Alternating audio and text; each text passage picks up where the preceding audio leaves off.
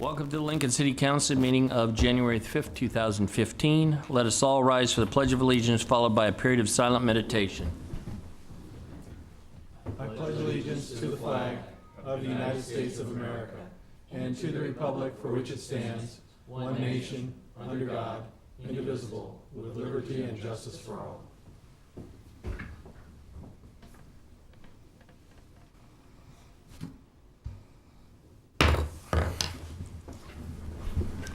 In accordance with LB 898, a copy of the Open Meetings Act is posted at the back of the chamber. The order of business of the City Council is as follows. The clerk will call the items listed on the agenda under the public hearing. Anyone wishing to speak on an item should come forward after the clerk reads that item. The application and those in favor should speak first, then those opposed. The applicant may then make one short rebuttal. Each speaker should begin by stating name, address, and whether you are speaking in favor of or in opposition to the item. Please spell your name for us. The testimony is limited to 5 minutes per speaker. After all public hearing, the council will vote on the resolutions and items listed under third reading. On the second and last meeting of the month, immediately prior to adjournment, anyone may speak on any issue not on the agenda for that date nor planned for a future agenda. Teresa, first item, please. Our first item would be our public hearing consent agenda, items 1 through 11. Anybody like to speak to these items?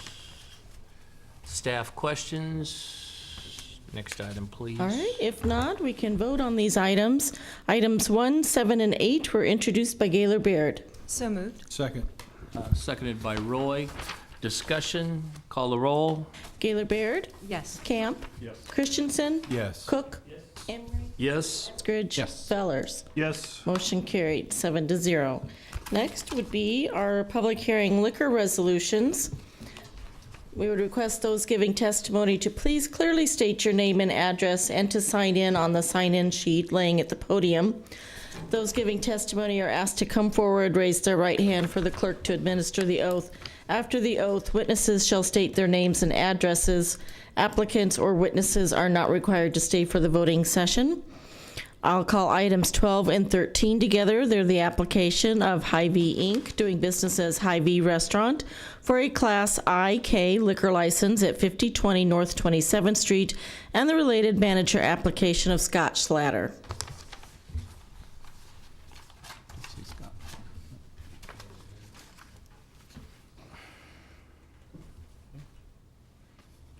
Where are we at time-wise on this? On these two?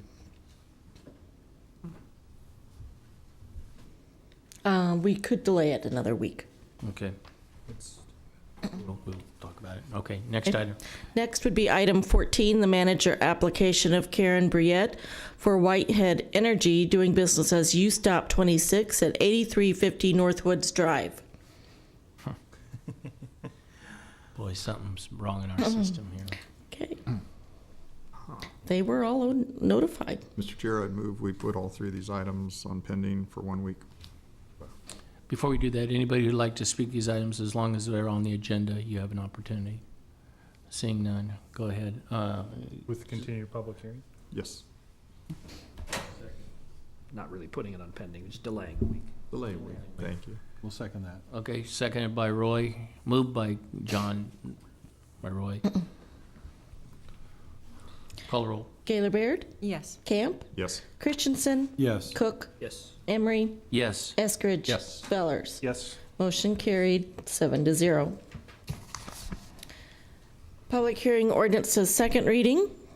Item 15, amending Chapter 8.14 of the Lincoln Municipal Code to eliminate the requirement for school-age child care programs to be regulated under LMC 814. Hi, Judy Halstead, Lincoln Lancaster County Health Department.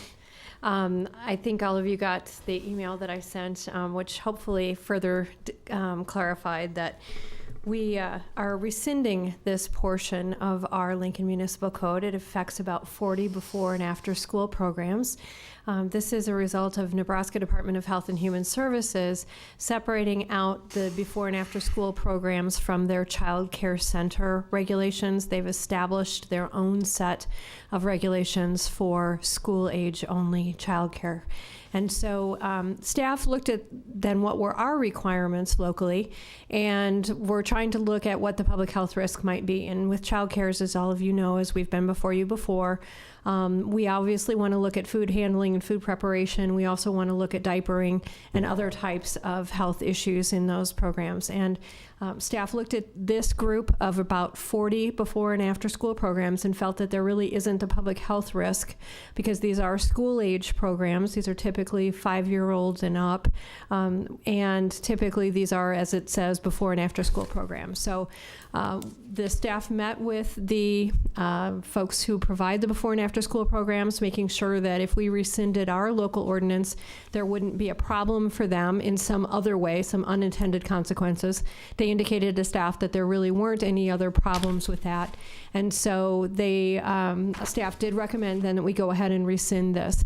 Nebraska Department of Health and Human Services would still have their regulations in place for the before and after school programs, but we did not feel that there's a public health risk at this point with requiring them to be permitted by us as well locally. So we're asking for your approval to rescind this ordinance. Any questions? Thank you. Anybody would like to speak to this item?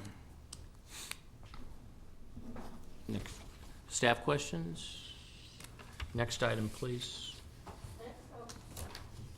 Call items 16 and 17 together. They are amending Chapter 2438 of the Lincoln Municipal Code to update the on-site wastewater treatment systems and adopt state regulations. And item 17 is rescinding the City of Lincoln Design Standards 4.10, operation and maintenance of on-site wastewater treatment systems. Again, Judy Halstead, Lincoln Lancaster County Health Department, and John Chess, who's the supervisor for our water program, is also here today and can answer any specific questions you might have. But in relationship to the design standards, staff again are asking you to repeal or rescind the design standards that are currently in place. We're addressing those on-site wastewater systems primarily that are in the 3 mile for your jurisdiction. Remember, folks who are within the city limits are required to hook up to the sewer system for Lincoln. But what we're looking at then is being consistent with what the state requirements are. Our design standards were in place starting in 2001 with amendments in 2005. The state recently put in place their on-site wastewater system. If they're an installer for Lincoln and Lancaster County, they obviously are in many cases installers for Saline County, for Gage County, for other counties as well. They have to follow those state design standards that are in place. And so we're asking that through the first item that we approve the changes to our current ordinance and then repeal the design standards. So John is here, and if you have specific questions about specific areas of this, John will be happy to answer those for you. Just a quick question. And Judy, you were comfortable with eliminating the requirement for annual permitting, presumably in an effort to cut some red tape? Well, and when we looked at was specifically in relationship to any of those, and I have to make sure I get the terminology correct. We talked about I'm referencing the annual operating permit for non-standard on-site wastewater system. And that was section 2438.055, where we were deleting that. Originally, when it was put into our ordinance, we were affording for an opportunity for a non-standard system that could be reviewed and could be permitted. As it turns out, and John has the historical knowledge on it, but we did not have requests for non-standard systems coming forward, and so we're eliminating that provision. Great, thanks. Any other questions? Okay, thank you. Anybody who'd like to speak to these items? Staff questions? Next item, please. Next, I'll call item 18, approving a real estate purchase agreement between the city and TR Novak LLC for the sale of city-owned property generally located at 5255 Northwest 12th Street. Good afternoon, Lynn Jones with Lincoln Parks and Recreation. We'll wait for the image to come up on the Elma unit here. The action before the City Council this afternoon is approval of a purchase and sales agreement for 5 acres of land that's located at the south end of Highlands Golf Course. The image that is before you is an aerial photograph of Highlands Golf Course. This is Northwest 12th Street. This is Fletcher Avenue. The clubhouse for the golf course is located in this position here. This is the driving range. And the area that's identified in red is the subject 5 acres that is proposed to be sold. This has been a long time coming, to be perfectly honest. It was 10 years ago in 2004 that the city council first declared this property as surplus and also established the zoning of 03 at that time.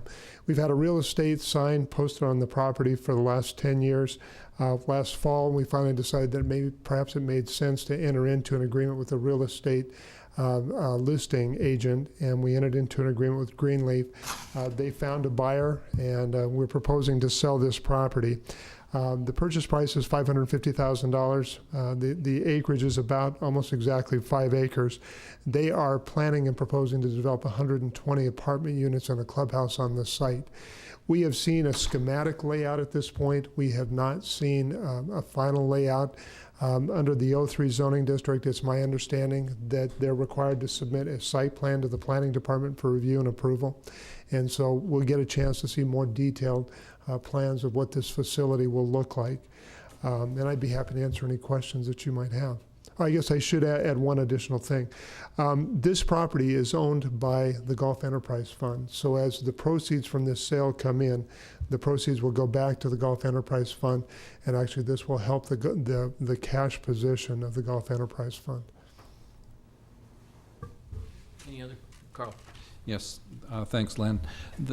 So at this point, we really don't have a good description or images of what the design's going to look like. What kind of process will happen to make sure that the design is okay, I guess, with what we would want to see next to a golf course? Yeah, I may ask David Carey to help me answer this one a bit, and I know that he's been trying to contact Steve Henriksen to get final details. It's my understanding that they're going to be required to submit a more detailed site plan that will show the layout of the buildings, that will show the placement of the parking, that will show any landscape screening that's involved, that will also show the placement of the clubhouse. So we should get a sense to look at how this property or how the proposed development will interface with the golf course as part of that process. Okay, thank you. David, do you want to speak at all to this? Okay. It would be reasonable to assume, though, that we're selling the land today. We're approving the sale of the land, but they still have these other steps to go through, and until those are satisfied, then they have land that, I mean, we essentially have the back end leverage, and that we still have to approve the plan, and there's no reason to assume we will not be able to do that. I think that's true. They're aware of the zoning. Correct. They're aware of the site plan review, so they know what they're purchasing. There is also water and sanitary sewer that needs to be extended to this site. So they've been in contact with Lincoln Water System and the sanitary sewer division to review what those improvements will be and what the cost of those will be.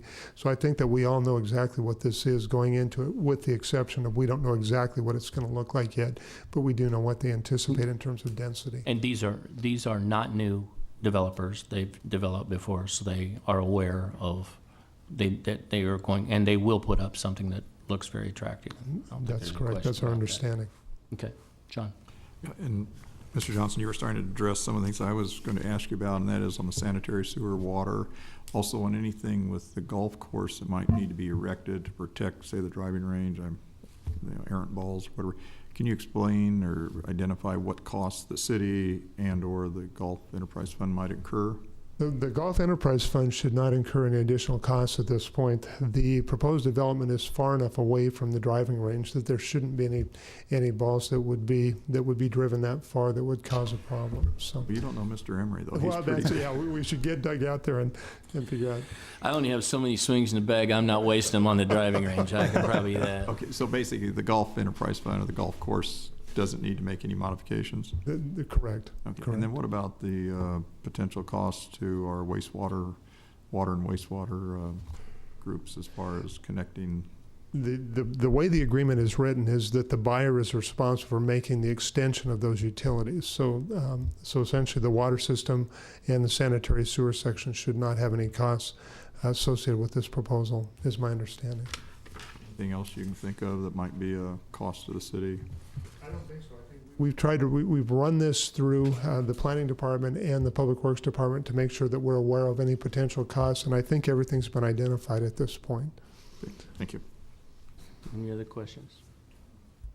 Well, it seems to me this is exactly what we've asked Parks and Rec to do, is divest, and that's what we're doing. So, thank you, Lynn. You bet. Anybody Thank who'd you. like to speak to this item?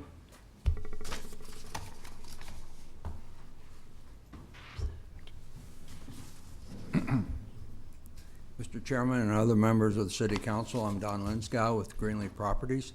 We are the ones that were retained to sell the property, and we've worked with the city and the Public Works Department in bringing the utilities to the property, including water, sewer, and we were able to accomplish that. The buyer will be paying for those items, and we've worked out that agreement with Public Works. As far as the design, architect has been retained. They are working on that. I think you'll find that the design of the units will be very compatible with what you'll see elsewhere in the city. So I would think that that would be very complementary to the area. I'd be happy to answer any other questions that you might have. Yep, thanks, Don. Is there a current development that this developer has that would be comparable to what you might see at that location? The current developer has 2 or 3 other projects.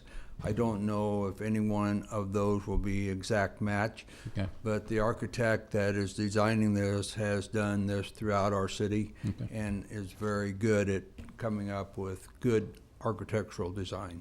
Thank you. Other questions? Okay, thank you. Thank you. Anybody else who'd like to speak to this item?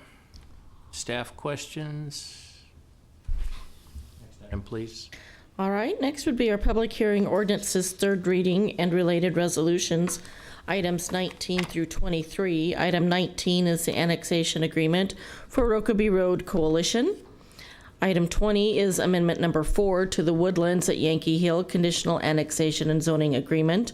Item 21 is Comp Plan Amendment 14004, amending the 2040 Comp Plan by changing the future land use plan designation from residential urban density to commercial on property generally located in the Rokeby Road and South 84th Street area, from commercial to residential urban density on property located southeast of Rokeby Road and South 70th, to modify the location of a future bike trail between Yankee Hill Road, Rokeby Road, South 70th, and South 84th, and to relocate a neighborhood center designation from southeast of South 70th Street and Rokeby Road to South 84th Street and Rokeby Road. Item 22 is annexation 14004, annexing approximately 27 acres generally located at South 70th and Rokeby Road. And item 23 is change of zone 14017, application of Rokeby Holdings for a change from AG Agricultural to R3 Residential at South 70th and Rokeby Road. Good afternoon. My name's Kent Seacrest. With me today is Mike Eckerd with Civil Design Group. We have been collectively working with 14 different property owners owning 12 different parcels to master plan their growth and annexation inside the city limits. We had public hearing in front of you, second reading last year, last December. We asked to continue the public hearing because we thought we might have some last minute revisions to the annexation agreement, and we were right. There's 3, I believe. There's a motion to amend that the city attorney has prepared. The first 2 changes are different names. The property ownership has shifted on 2 different tracks since we last reviewed the title on this property. And then the third change was we did not have the correct Register of Deeds instrument number. So with those 3 changes, the agreements are in final order, and we amazingly got the 14 different people to sign. And so it's in front of you now. And with that, we'd be glad to answer any questions you may have. Questions? Okay. Thank you. Anybody who'd like to speak to these items? Staff questions? Next item, please. All right, next would be our public hearing resolution. Item 24, approving a construction engineering agreement, supplement number 1 and supplement number 2 between the city and Kirkham Michael and Associates for consultant compensation for construction engineering related for the Jamaica Trail North Phase 2 federal aid project. Good afternoon, Lynn Johnson again with Lincoln Parks and Recreation.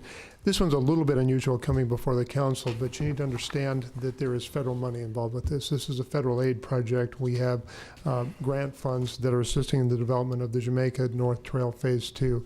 Jamaica North Trail Phase 2 extends from Calvert to A Street. 2 supplemental agreements, one of about $1,500 for some additional topographic survey work that was associated with some additional underground utilities that were discovered in the corridor. And then number 2 is associated with some additional, essentially some testing of some additional paving core units. The amount of that is just about $1,000. And these come before the city council for approval because it is a federal aid project.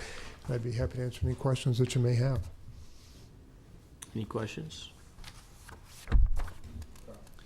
Len, you said that Calvert to A Street, this is roughly First Street, somewhere west edge of town along the railroad tracks or something, approximately?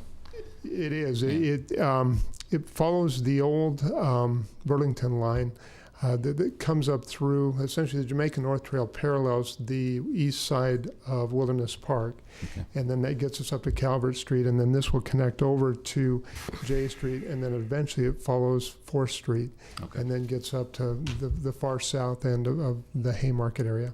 So we're very close to be making this final connection between the Jamaica North Trail and then getting into the neighborhoods to the north. Great.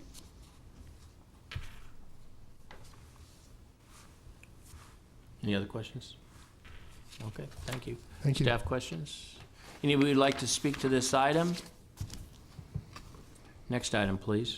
That concludes our public hearing portion. We can move into the voting session. Okay.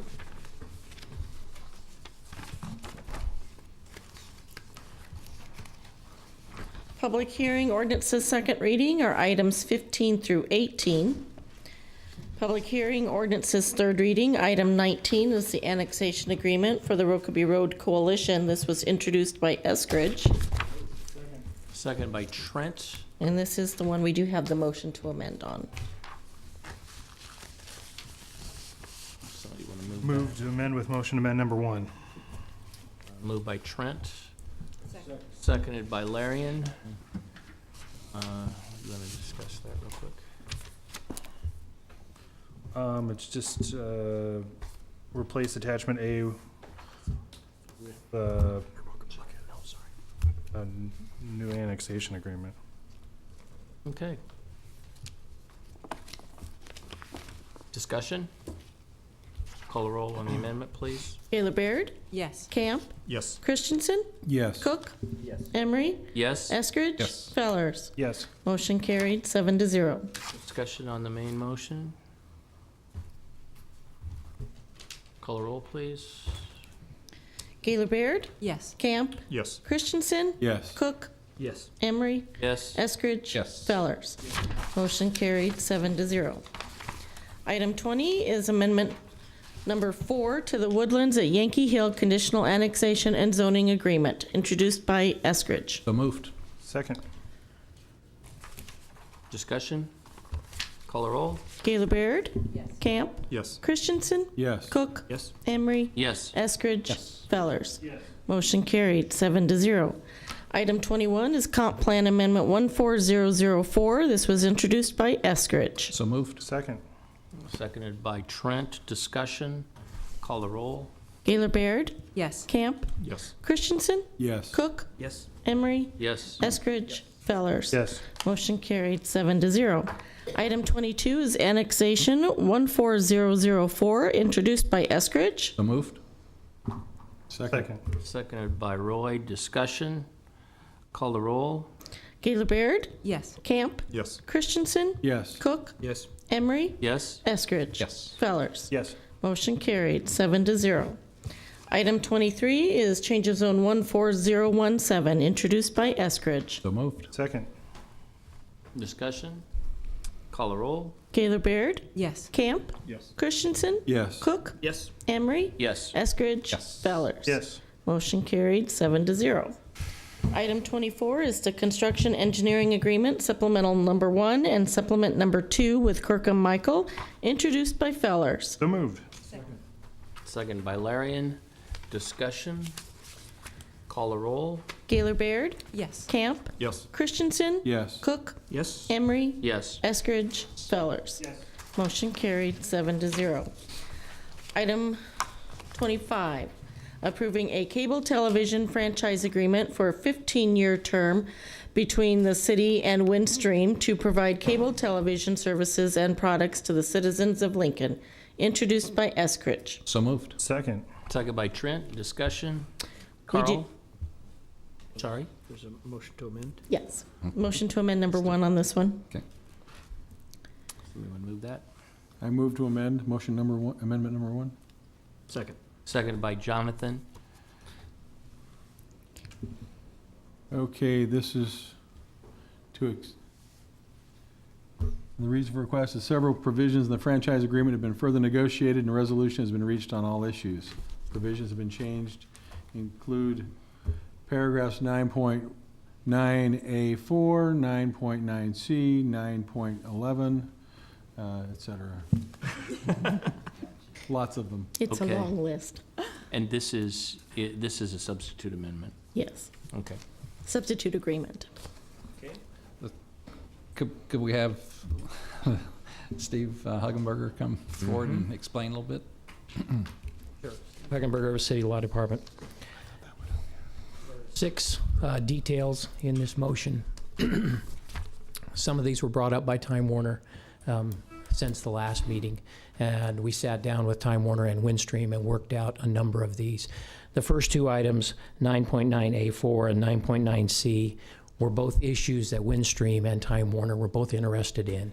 They involve details about an interconnection agreement whereby Windstream would not have to provide a separate public access studio if they made an agreement with Time Warner to help split the costs of the Time Warner studio. And Time Warner wanted to begin those discussions prior to this hearing to have some sense of how that discussion was going to go.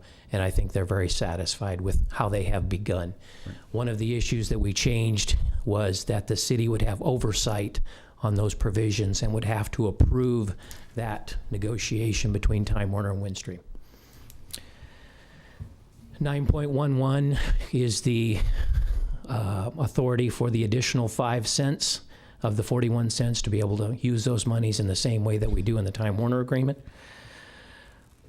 9.13 is further clarification that beginning in years 11 through 15, where the provision currently stands that if Windstream has 20,000 or more subscribers at that point, the $40,000 annual fiber grant goes to $50,000. What we changed that to was, beginning in year 11, it would be $3 per subscriber going forward from year 11 to 13. That would require, in order to reach the 50,000, that would require Windstream to have at least 16,666 subscribers. So it's a better provision for the city. Item 15.4 simply clarifies, I'm not sure it needed to be clarified, but Windstream wanted these changes, clarifies that there are no obligations to make the fiber grant payments in the event the agreement is terminated and unilaterally terminated by Windstream. They have the option after year 8 to evaluate that and unilaterally terminate the option or the franchise if they choose to. And 16.2 is simply a clarification on when abandonment occurs. We made a change from 48 continuous hours without service to 72 hours without service. This was at the request of Windstream. And it also excluded counting that 72 hours if a city holiday was within that 72-hour period. And those are the changes. Thank you. Discussion? Okay, thank you, Steve. Any other discussion? Call the roll, please. Gaylor Baird? Yes. Camp? Yes. Christensen? Yes. Cook? Yes. Emery? Yes. Eskridge? Yes. Fellers? Yes. Motion carried 7-0.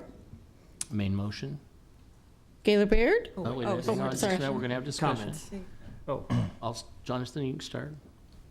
okay. Well, you know, obviously, the council has a lot of issues that come before us.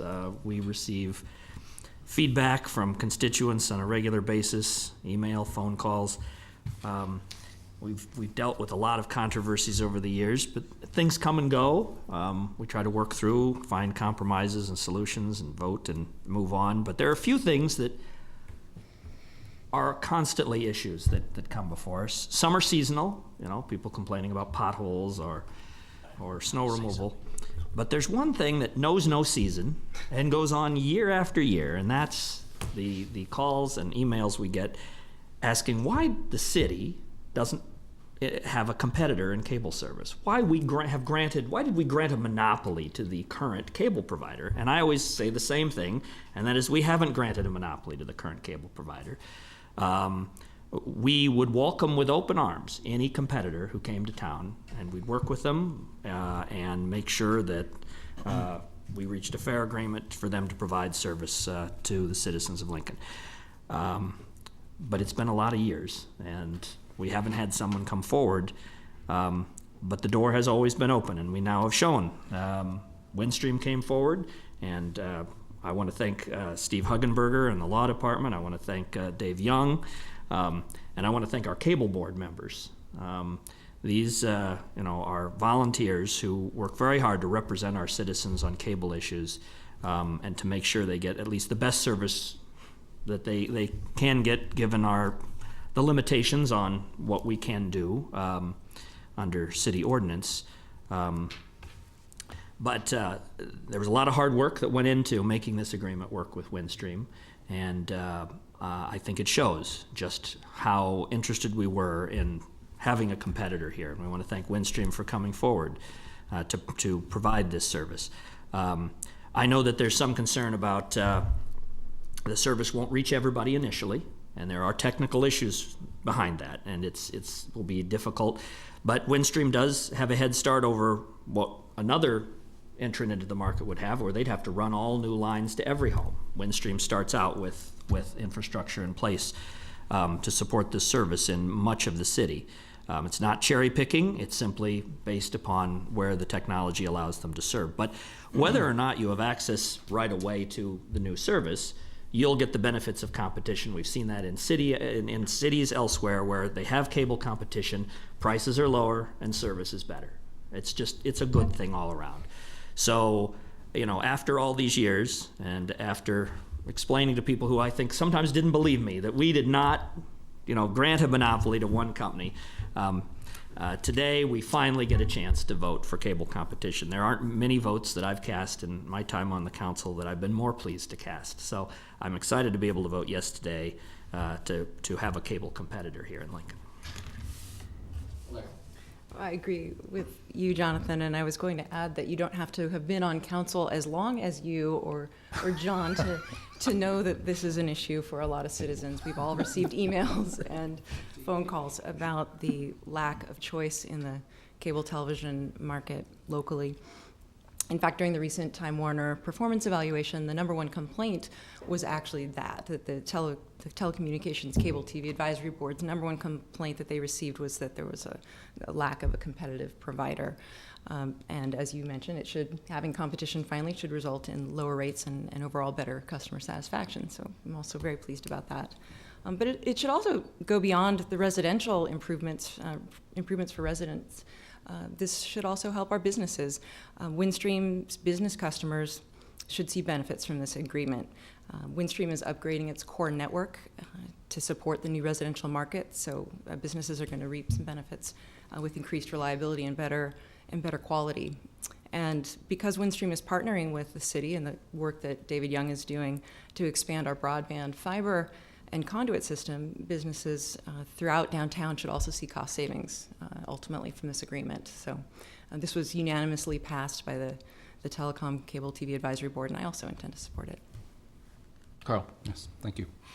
you know, the whole arena it's a new world, you know, and all of the alternatives that we have to broadcasting and television is completely different. And so this is one aspect of that. To have an alternative cable system is exactly what communities are desiring, and want to thank Windstream for doing that.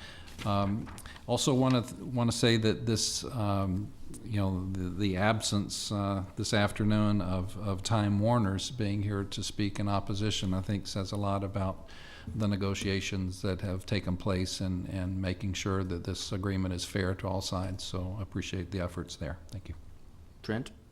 I want to thank Steve and David for your hard work on this. I know it's going through one of these things is not an easy process. I want to thank you for all your hard work, and I also want to thank Brad and Windstream for coming forward and putting together a good product that's going to be something that will serve Lincoln residents for a long time to come, and the next 15 years, and even probably beyond that as far as this cable franchise goes. And none of us know how technology is going to change over the next 100 years, and so it'll be interesting to see how some things evolve. But I think this is the best thing for the citizens to get some competition in here. Competition is good, and we'll see what happens with that. But I appreciate you guys stepping up to the table and putting a good product in place.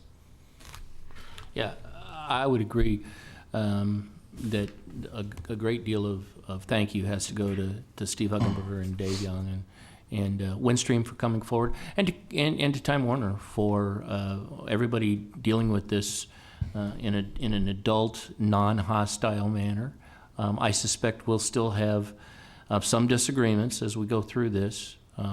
I was encouraged by the fact that there will be every part of town will be able to at least take advantage of some of this. It may not be every block, it may not be every house, but it will be, everybody will get an opportunity, and hopefully that will drive the technology to be able to reach more and more houses. So this will be a win-win for everybody before we're done. Call a vote, please. Yes. Christensen? Yes. Cook? Yes. Emery? Yes. Eskridge? Yes. Fellers? Yes. Motion carried, 7-0. Item 26 is approving a conduit system lease agreement for a 10-year term between the city and Windstream to occupy space in the city's Lincoln Technology Improvement District conduit system pursuant to the terms and conditions in the agreement. Introduced by Eskridge. So moved. Second. Second by Trent. Discussion? Call a roll. Gaylor Baird? Yes. Camp? Yes. Christensen? Yes. Cook? Yes. Emery? Yes. Eskridge? Yes. Fellers? Yes. Motion carried, 7-0. Item 27 is the conduit system lease agreement for a 10-year term between the city and CenturyLink Communications to occupy space in the city's Lincoln Technology Improvement District conduit system pursuant to the terms and conditions in the agreement. Introduced by Eskridge. So moved. Second by Trent. Discussion? Call a roll. Gaylor Baird? Yes. Camp? Yes. Christensen? Yes. Cook? Yes. Emery? Yes. Eskridge? Yes. Fellers? Yes. Motion carried, 7-0.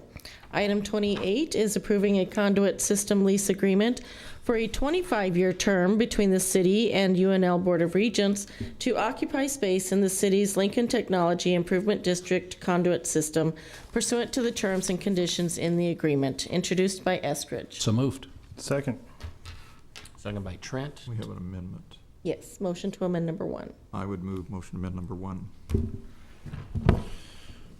Second. Second by Larian.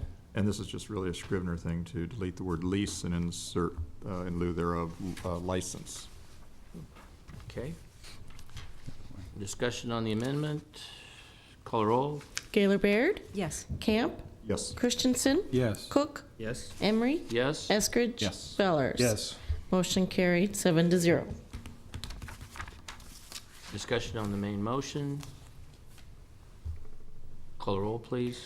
Gaylor Baird? Yes. Camp? Yes. Christensen? Yes. Cook? Yes. Emery? Yes. Eskridge? Yes. Fellers? Yes. Motion carried, 7-0. Item 29, authorizing the issuance of tax allocation bonds with a total not to exceed the amount of $7 million for the City of Lincoln Aspen Heights redevelopment project in Greater Downtown Lincoln, introduced by Eskridge. So moved. Seconded by Trent. Discussion? Call a roll. Gaylor Baird? Yes. Camp? Yes. Christensen? Yes. Cook? Yes. Emery? Yes. Eskridge? Fellers? Yes. Motion carried, 7-0. Item 30 is amending the fiscal year 14-15 CIP to authorize and appropriate $7 million in TIF funds for the Aspen Heights redevelopment project on property generally located between Q Street, O Street, 17th Street, and Antelope Valley Parkway, introduced by Eskridge. So moved. Second. Second by Roy. Discussion? Call a roll. Gaylor Baird? Yes. Camp? Yes. Christensen? Yes. Cook? Yes. Emery? Yes. Eskridge? Yes. Fellers? Motion carried, 7-0.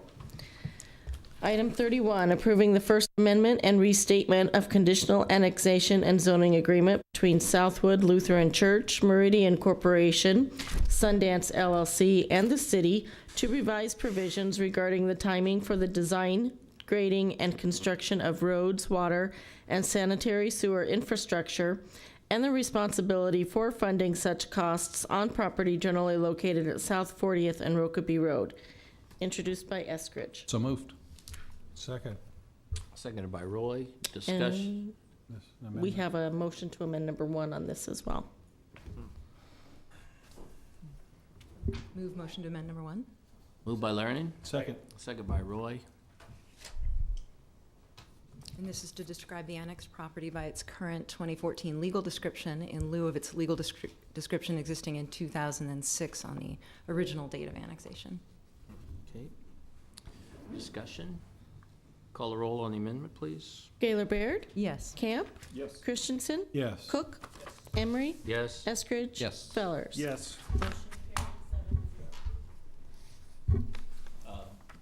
Made motion. Discussion? Call a roll. Gaylor Baird? Yes. Camp? Yes. Christensen? Yes. Cook? Emery? Yes. Eskridge? Yes. Fellers? Yes. Motion carried, 7-0. Ordinances first reading are items 32 through 47. Resolutions on first reading are items 48 through 57. Our pending list are items 58 through 61. And today is not an open microphone session. Mr. Chair, I'd move for adjournment and also remind people that, just in advance, we won't be meeting on the 19th in observance of Martin Luther King Day. Thank you. Second. Second by Roy. Discussion? Call a roll. Gaylor Baird? Yes. Camp? Yes. Christensen? Yes. Cook? Yes. Emery? Yes. Eskridge? Fellers? Yes. Motion carried, 7-0. We are adjourned. Thank you.